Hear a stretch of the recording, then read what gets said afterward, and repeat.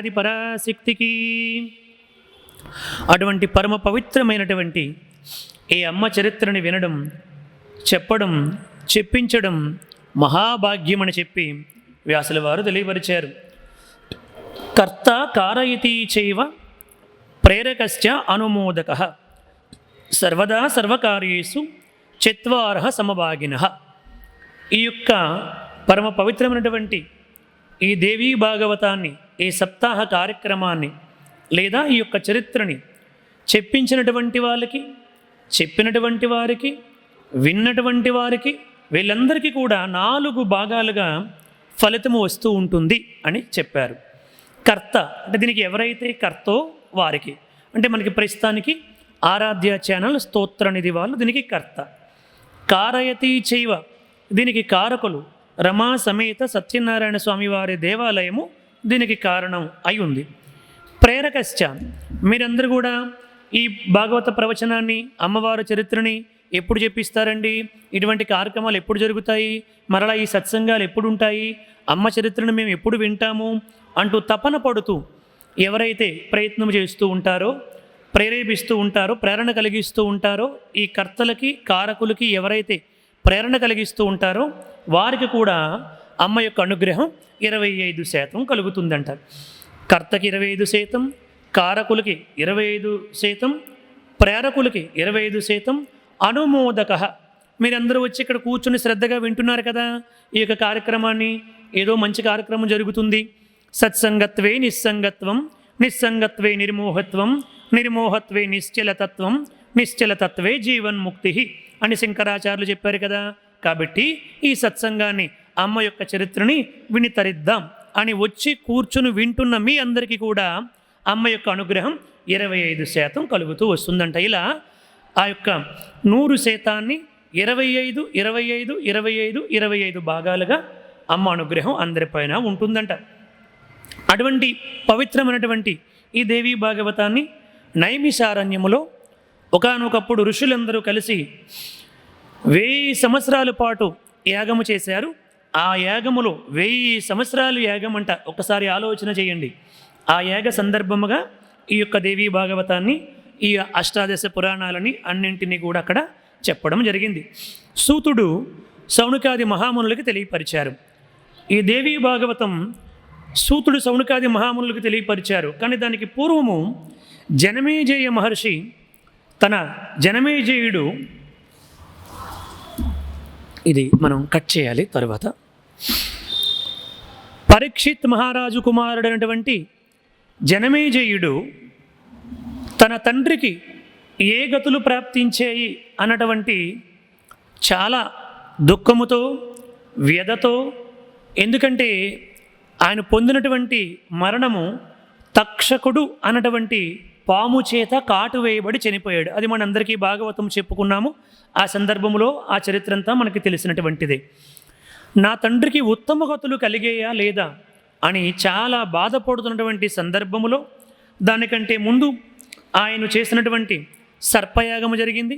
ఆ సర్పయాగాన్ని ఆపిన తర్వాత వేదవ్యాస మహర్షి అక్కడికి వస్తే ఆ యొక్క వ్యాసుడికి నా తండ్రికి ఏ గతులు కలిగేయి అని చెప్పి అడిగితే ఎంతో దుఃఖపడుతూ ముకులిత హస్తాలతో ప్రార్థన చేస్తే వ్యాసుడు, నీ తండ్రి అయితే ప్రస్తుతానికి స్వర్గానికి చేరుకోవడానికి అర్హత ఉన్నటువంటి వాడే అయినప్పటికీ కూడా పరీక్షిత్ మహారాజు శుకుడు ద్వారా అతడు భాగవతాన్ని అంతా కూడా వినినప్పటికీ కూడా చనిపోయేటప్పుడు కొంచెం భయాన్ని పొందాడు, భీతిని పొందాడు. కాబట్టి స్వర్గాన్ని చేరుకోలేదు. కాబట్టి ఇప్పుడు నీకు నేను, బ్రహ్మదేవుడు నన్ను పంపించాడు, నీ దగ్గరికి బ్రహ్మ స్వయంగా పంపితే నేను వచ్చాను. కాబట్టి నాయనా జనమేజయ, దేవీ భాగవతాన్ని నీవు శ్రద్ధగా విను. నేను నీకు అమ్మ యొక్క చరిత్రను చెబుతాను. ఆ చరిత్రను విను. వినిన తర్వాత అంబాయాగాన్ని కూడా చెయ్యి. అప్పుడు నీ తండ్రికి సంపూర్ణమైనటువంటి సద్గతులన్నీ కూడా కలుగుతాయి అని చెప్పి వ్యాసుడు జనమేజయునికి ఈ యొక్క హస్తినాపురములో ఈ దేవీ భాగవతాన్ని చెప్పారు. దీనిని మరలా సూతుడికి చెప్పిన తర్వాత సూతుడు సౌనకాది మహామునులకి నైమిషారణ్యంలో చెప్పారు. అయితే వ్యాసుడు ఏమని చెప్పారు, నాయన ఈ అమ్మ యొక్క చరిత్రని, పరమ పవిత్రమైనటువంటి జగన్మాత యొక్క దివ్య వైభవాన్ని ఒకానొకప్పుడు నేను 10,000 మంది శిష్యగణాలతో కలిసి నేను హరిద్వార్కి వెళ్ళాను. ఆ హరిద్వారులో గంగా తీరములో నారద మహర్షి చెప్పగా విని తరించాను. నారదుడు వ్యాసునికి ఈ పరమ పవిత్రమైనటువంటి దేవీ భాగవతాన్ని హరిద్వారులో గంగా తీరములో చెప్పారంట. ఆ యొక్క నారద మహర్షి ఆయన ఎవరి దగ్గర తెలుసుకున్నారంటే ఈ చరిత్రని బ్రహ్మదేవుడి దగ్గర తెలుసుకున్నారు. బ్రహ్మదేవుడు నారదుడికి చెప్పారు. నారదుడు వ్యాసుడికి చెప్పారు. వ్యాసుడు చెప్పగా జనమేజయుడు విన్నారు. అలాగే నైమిసారణ్యములో సూతుడు సౌనకాది మహర్షులందరికీ తెలియపరిచారు. అటువంటి పవిత్రమైనటువంటిది ఈ దేవీ భాగవతం. ఈ దేవీ భాగవతం వినడం వల్ల అంబాయాగాన్ని చేసినటువంటి ఫలితము వస్తుంది అని చెప్పారు. చూడండి, మనందరికీ కూడా అంబాయాగము చేసిన ఫలం కేవలం దేవీ భాగవతాన్ని శ్రద్ధగా భక్తితో వినడం వల్ల కలుగుతుందంట. ఈ పురాణాలన్నీ కూడా సులభంగా మానవునికి ముక్తిని ఇచ్చేలాగా వ్యాసుడు అద్భుతమైనటువంటి కథాభాగాలతో లోకానికి అందించారు. అందుకని వ్యాసుడిని వ్యాసో నారాయణ హరిహి అంటూ కీర్తిస్తూ వచ్చారు. సర్గశ్చ ప్రతిసర్గశ్చ వంశో మన్వంతరాణి చ వంశాను చరితము చేతి పురాణం పంచలక్షణం అని చెప్పి అన్నారు. పురాణానికి 5 భాగాలు ఉండాలి, 5 లక్షణాలు ఉండాలి. సర్గశ్చ అమ్మ యొక్క 3 రూపాల్ని వర్ణించడం సర్గశ్చ. ప్రతిసర్గశ్చ త్రిమూర్తుల యొక్క చరిత్రను వర్ణించడం ప్రతిసర్గశ్చ. వంశో అంటే సూర్యవంశము, చంద్రవంశము, ప్రజాపతులు వారి యొక్క చరిత్రలు వర్ణించడం వంశం. మన్వంతరాణిచ 14 మంది మనువులు మనకి ఉన్నారు. ఆ 14 మంది మనువుల చరిత్రని మనకి వర్ణించడం. అలాగే వంశానుచరితము చేతి పురాణం పంచలక్షణం అని చెప్పి అయ్యిందన్నమాట. వారి యొక్క వంశాలు, వారి చరిత్రలన్నీ కూడా వర్ణించడమే పురాణం అని చెప్పంటే, అమ్మ సాత్వికీ శక్తిగా, రాజసీ శక్తిగా, తామసీ శక్తిగా, సాత్విక శక్తిగా మహాలక్ష్మిగా, రాజసీ శక్తిగా మహా సరస్వతిగా, తామసీ శక్తిగా మహాకాళికగా అమ్మ సృష్టి, స్థితి, లయాలు, ఇచ్ఛాశక్తి, క్రియాశక్తి, జ్ఞానశక్తి ఈ 3 కలిస్తేనే ఇచ్ఛాశక్తి, క్రియాశక్తి, జ్ఞానశక్తి ఈ 3 కలిస్తేనే మహాశక్తి అవుతుంది, లేదా పరాశక్తి అని అంటామాట. ఈ 3 కలిస్తేనే. అటువంటి అమ్మ పంచకచ్చత్వం అంటే పంచకృతులు నిర్వర్తిస్తూ ఉందంట. అమ్మ ఏం చేస్తుంది? 5 విధాలుగా ఈ సృష్టిని నడిపిస్తుంది. మొట్టమొదటిది సృష్టి, బ్రహ్మదేవునిగా అమ్మ సృష్టి చేస్తూ ఉంది. రెండవది పోషణ, విష్ణువుగా పోషణ భారాన్ని కూడా అమ్మే నిర్వర్తిస్తూ ఉంది. మూడవది రుద్రునిగా సంహారాన్ని, ఈ పుట్టినటువంటి వాళ్ళందరినీ కూడా మరల సంహారం చేయాలి కదా. చేయకపోతే ఈ ప్రపంచం అంతా కూడా మానవుల పుట్టలైపోయి ఉండేవి మాట ఈ పాటికి. కాబట్టి అందరూ కూడా మరలా సంహారము చేస్తూ ఉన్నటువంటి ప్రక్రియకి రుద్రుడిగా అమ్మ చేస్తూ ఉంది. తర్వాత తిరోధానం అంటే వారి చేసినటువంటి పాప పుణ్యాలను బట్టి వారు ఏ గతికి చేరుకోవాలో ఆ గతికి చేరుకోవడం, మరలా జన్మించడం, దీనిని తిరోధానం అన్నటువంటి ప్రక్రియని ఈశ్వరిగా అమ్మ నిర్వర్తిస్తుంది. ఆఖరిది 5వ మోక్షాన్ని ఎవరైతే ఎటువంటి శేషము లేకుండా అమ్మ యొక్క అనుగ్రహాన్ని సంపూర్ణముగా పొందుతారో వారికి కర్మశేషాలన్నీ కూడా విడిపడిన తర్వాత మోక్షాన్ని అనుగ్రహిస్తూ ఉంది జగన్మాత. అటువంటి అమ్మకి జై బోలో ఆది పరాశక్తికి, రాజరాజేశ్వరి మాతాకు, లలితా త్రిపుర సుందరి మాతాకు. అటువంటి అమ్మ చరిత్రని మనందరం కూడా తెలుసుకుంటూ ఉన్నాం. వ్యాసుడు ఈ లోకానికి చేసినటువంటి సేవ సామాన్యమైనటువంటి సేవ కాదండి, ఎంతో గొప్ప సేవ చేశాడు వ్యాసుడు. అందుకే వ్యాసో నారాయణ హరిహి, వ్యాసుడు సాక్షాత్తు నారాయణుడే వ్యాసుడిగా అవతారాన్ని ధరించి ఈ లోకములు అందరినీ కూడా తరింపజేయడానికి. ఒకప్పుడు వేదాలన్నీ కూడా కలగాపులగముగా ఉండేవి. అసలు అనేక విధాలుగా కొన్ని వేల శ్లోకాలతో విరాజిల్లుతూ ఉన్నటువంటి ఆ వేదాలని విభాగము చేశాడు. ఋగ్వేదము, యజుర్వేదము, సామవేదము, అధర్వణ వేదం అనేటువంటి 4 వేదాలుగా విభజించాడు వ్యాసుడు. ఋగ్వేదాన్ని పైలుడికి, యజుర్వేదాన్ని వైశంపాయనుడికి, సామవేదాన్ని జైమిని మహర్షికి, అధర్వణ వేదాన్ని సుమంతుడికి అందించాడు. మరల వీటితో పాటు సుమారుగా 1180 ఉపనిషత్తులు రచించాడు. సుమారుగా 1180 ఉపనిషత్తులండి. వీటితో పాటు సుమారుగా 555 బ్రహ్మసూత్రాలు, వాటిలో అనేక అధ్యాయాలు ఉంటాయి. ఉపనిషత్తుల్లో అనేకమైనటువంటి మంత్రాలు, అనేకమైనటువంటి విషయాలన్నీ కూడా ఉంటాయి. పంచమ వేదమైనటువంటి మహాభారతాన్ని మరలా ఈ లోకానికి సుమారు 1,00,000 పైచిలుకు శ్లోకాలతో పంచమ వేదాన్ని అందించాడు. వ్యాసుడు చేసినటువంటి సేవ అంతా ఇంత కాదండి. అటువంటి వ్యాసుడు 18 పురాణాలు రచించాడు. మద్వయం బద్వయం చైవ భ్రత్రయం వచతుష్టయం అనాపలింగ కూస్కాని పురాణాన్ని పృథక్ మా మత్స్య పురాణము, మార్కండేయ పురాణము, బాతో 2 పురాణాలు, భవిష్య పురాణము, భాగవత పురాణము. భ్రత్రయం బ్రాతో 3 పురాణాలు, బ్రహ్మ పురాణము, బ్రహ్మాండ పురాణము, బ్రహ్మ వైవర్త పురాణము. వచతుష్టయం వాతో 4 పురాణాలు, వాయు పురాణము, వరాహ పురాణము, విష్ణు పురాణము, వామన పురాణము. అనాపలింగ కూస్కాని పురాణాన్ని పృథక్ ఆ అగ్ని పురాణము, నా నారద పురాణము, ప పద్మ పురాణము, లిం లింగ పురాణము, గరుడ పురాణము, కూర్మ పురాణము, స్కంద పురాణము. వెరసి 18 పురాణాలని అనేక రకాలైనటువంటి కథలతో వేదాల్లో ఉన్నటువంటి విషయాలకి కథలని, జరిగినటువంటి అనేక గొప్ప గొప్ప చరిత్రలని వాటిలో చొప్పించి మనందరికీ అర్థమయ్యేలాగా వ్యాసుడు ఈ లోకానికి అందించినటువంటివే అష్టాదశ పురాణాలు. వాటితో పాటు ఉప పురాణాలని కూడా అందించారు.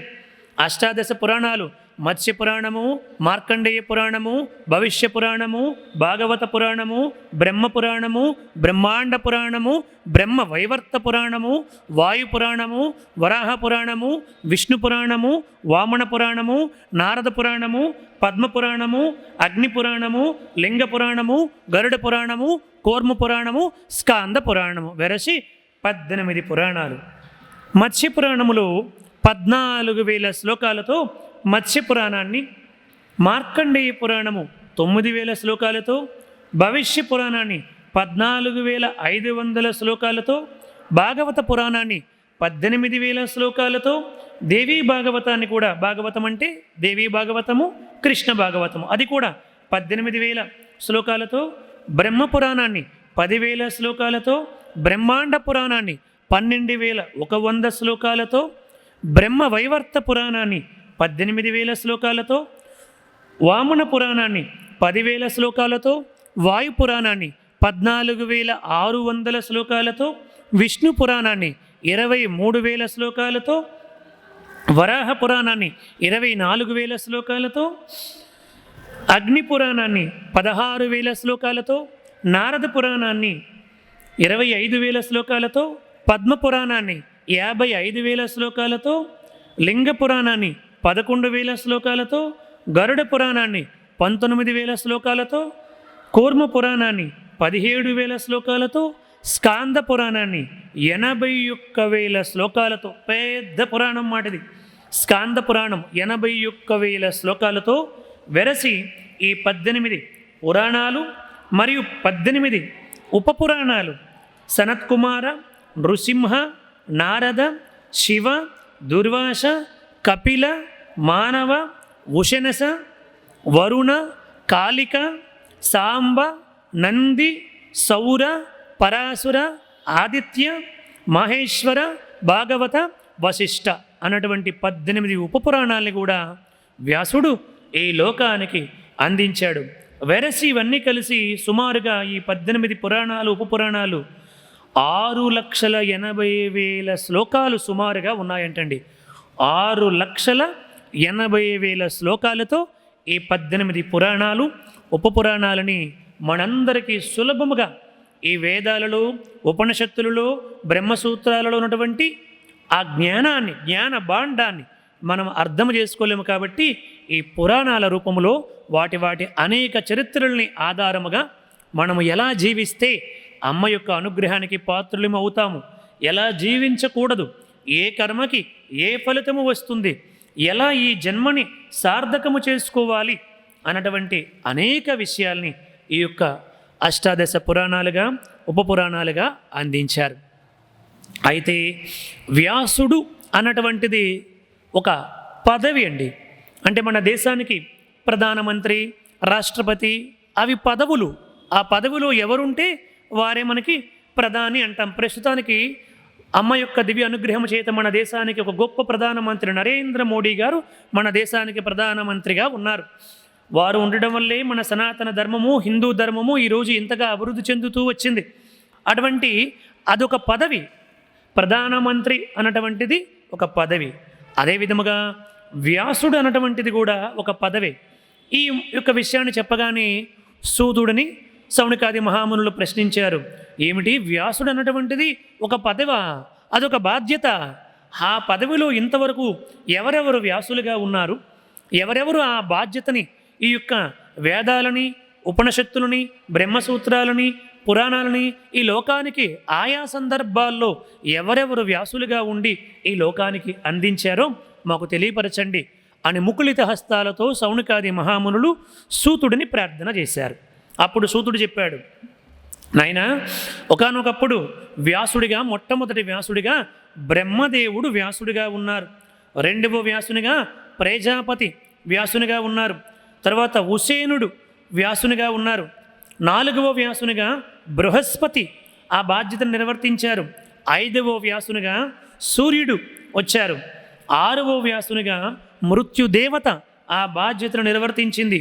ఏడవ వ్యాసునిగా ఇంద్రుడు, ఎనిమిదవ వ్యాసునిగా వశిష్ఠుడు, తొమ్మిదవ వ్యాసునిగా సరస్వతీదేవి, 10వ వ్యాసునిగా త్రిధాముడు, 11వ వ్యాసుడిగా త్రివర్షుడు, 12వ వ్యాసుడిగా భరద్వాజుడు, 13వ వ్యాసుడిగా అంతరిక్షుడు, 14వ వ్యాసుడిగా యమధర్మరాజు, 15వ వ్యాసుడిగా తయ్యారి, 16వ వ్యాసుడిగా ధనుంజయుడు, 17వ వ్యాసుడిగా మేధాతిథి, 18వ వ్యాసుడిగా వ్రతి, 19వ వ్యాసుడిగా అత్రి మహర్షి, 20వ వ్యాసుడిగా గౌతమ మహర్షి, 21వ వ్యాసుడిగా ఉత్తముడు, 22వ వ్యాసుడిగా హరియాత్ముడు, 23వ వ్యాసుడిగా వేణుడు, 24వ వ్యాసుడిగా వాజశ్రవుడు, 25వ వ్యాసుడిగా సోముడు, 26వ వ్యాసుడిగా అంశు ఆయిల్లు, 27వ వ్యాసుడిగా తృణవిందుడు, 28వ వ్యాసుడిగా. ఇప్పుడు మనము శ్వేతవరాహ కల్పంలో వైవస్వత మన్వంతరములో 28వ కలియుగములో ఉన్నటువంటి ఇప్పుడున్నటువంటి వ్యాసుడు, అంటే ఈ ద్వాపరములో, ఈ కలియుగానికి ముందు ద్వాపరములో ఉన్నటువంటి వ్యాసుడు కృష్ణద్వైపాయనుడు అన్నటువంటి పరాశుర మహర్షి కుమారుడు అనేటువంటి వ్యాధవ్యాసుడు ఆ బాధ్యతను నిర్వర్తిస్తూ వచ్చాడు. ఈయనని వ్యాధవ్యాసుడు అన్నారు, కృష్ణద్వైపాయనుడు. 28వ వ్యాసుడు ఈయన. రేపు 29వ వ్యాసుడిగా రాబోతున్నటువంటి వాడు అగస్త్యుడు. అగస్త్యుడు రేపు రాబోతున్నాడు.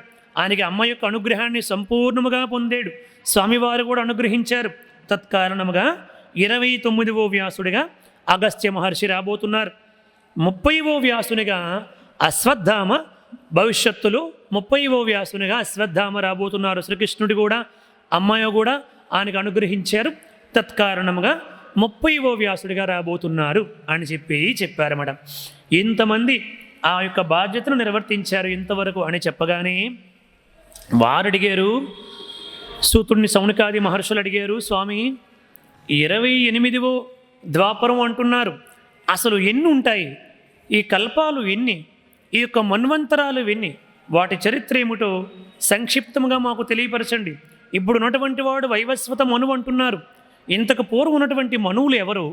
ఆ యొక్క కాలమానము యొక్క వివరాలు మాకు తెలియపరచండి అని సూతుణ్ణి శౌనకాది మహామునులు ముకులిత హస్తాలతో ప్రార్థించగా అప్పుడు సూతుడు చెప్పడం ప్రారంభించాడు, నాయన, ఈ యొక్క సృష్టి బ్రహ్మదేవుడి యొక్క ఆయుష్ ఒక్కసారి చెబుతాను, జాగ్రత్తగా వినండి. 4,32,000 సంవత్సరములు కలియుగము, 8,64,000 సంవత్సరములు ద్వాపరయుగము, 12,96,000 సంవత్సరములు త్రేతాయుగము, 17,28,000 సంవత్సరములు కృతయుగము.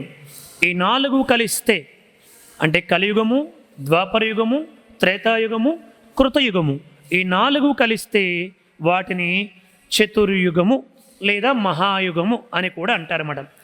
ఈ చతుర్యుగానికి 43,20,000 మానవ సంవత్సరాలని ఒక చతుర్యుగం అంటారు.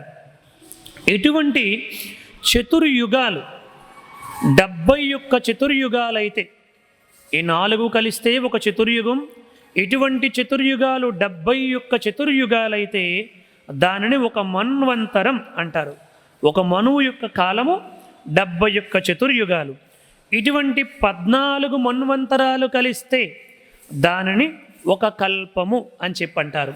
ఇప్పుడు మనము 14 మన్వంతరాలు కలిస్తే ఒక కల్పము అంటే సుమారుగా 1000 చతుర్యుగాలు కలిస్తే దానిని ఒక కల్పము అంటారు. అటువంటి శ్వేత వరాహ కల్పములో మనం ఉన్నాము. అంటే 1000 చతుర్యుగాలు ఒక కల్పము.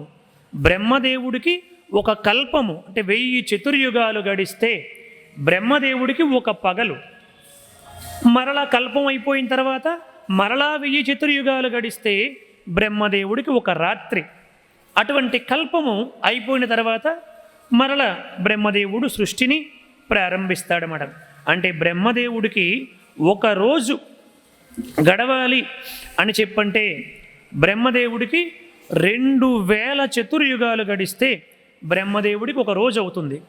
అటువంటి రోజులు 30 రోజులైతే ఒక నెల అవుతుంది. అటువంటివి 360. బ్రహ్మదేవుడికి 360 రోజులే అని మనకి పెద్దలు చెప్పడం జరిగింది. 360 రోజులు గడిస్తే బ్రహ్మదేవుడికి ఒక సంవత్సరం అవుతుంది. అటువంటి సంవత్సరాలు 100 సంవత్సరాలు గడిస్తే బ్రహ్మదేవుడి యొక్క ఆయుష్ కూడా పూర్తవుతుంది. మీరు ఇంటికి వెళ్ళిన తర్వాత అవన్నీ కూడా లెక్కలేసుకోండి. అటువంటి బ్రహ్మదేవుడి యొక్క ఆయుష్ అంత గొప్పది మాట. అటువంటి బ్రహ్మదేవుడి యొక్క ఆయుష్లో ప్రస్తుతానికి ఇప్పుడు 51వ సంవత్సరం నడుస్తుంది. అందుకే మనం ద్వితీయపరార్ధే శ్వేతవరాహ కల్పే వైవస్వత మన్వంతరే జంబూద్వీపే భరతవర్షే అంటే మనం ప్రతిరోజు కూడా సంకల్పం చెబుతాం. 51వ సంవత్సరంలో బ్రహ్మదేవుడి గారు ఉన్నారు.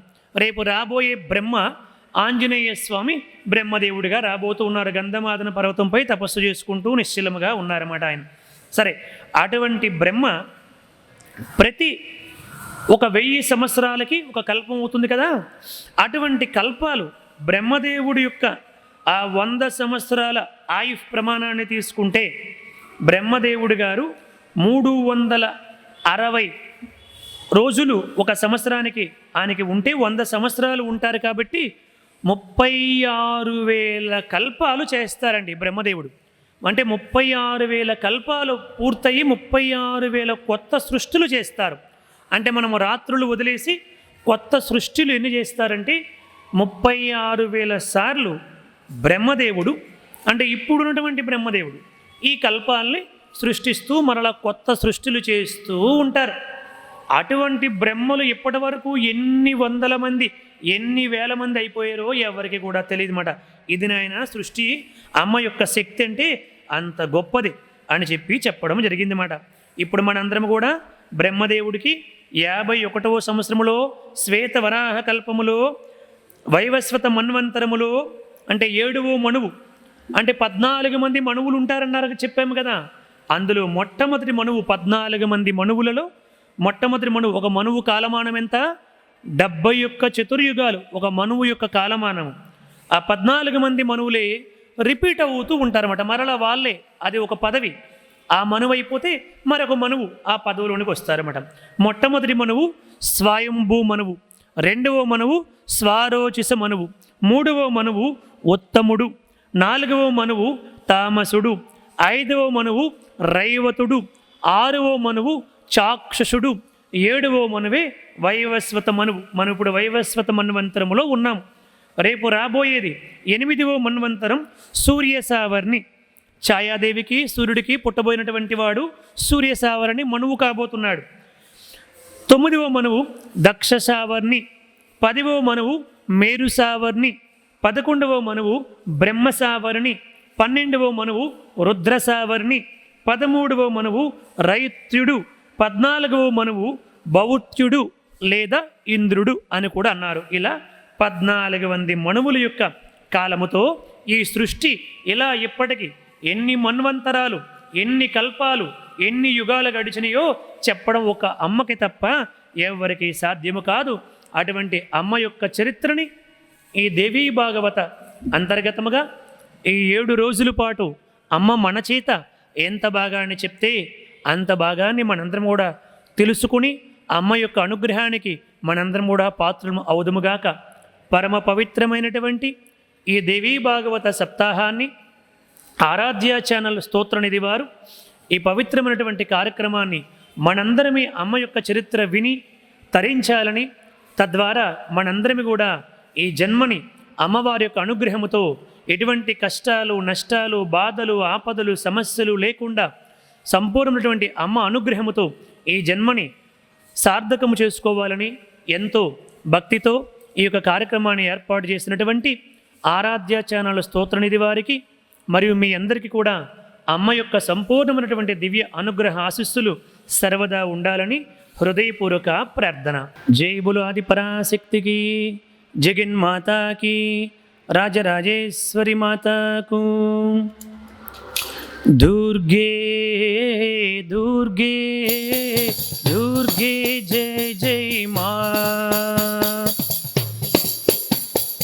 దుర్గే దుర్గే దుర్గే జయ జయ మా. దుర్గే దుర్గే దుర్గే జయ జయ మా. కరుణా సాగరి మా, కాళిక పాలిని మా.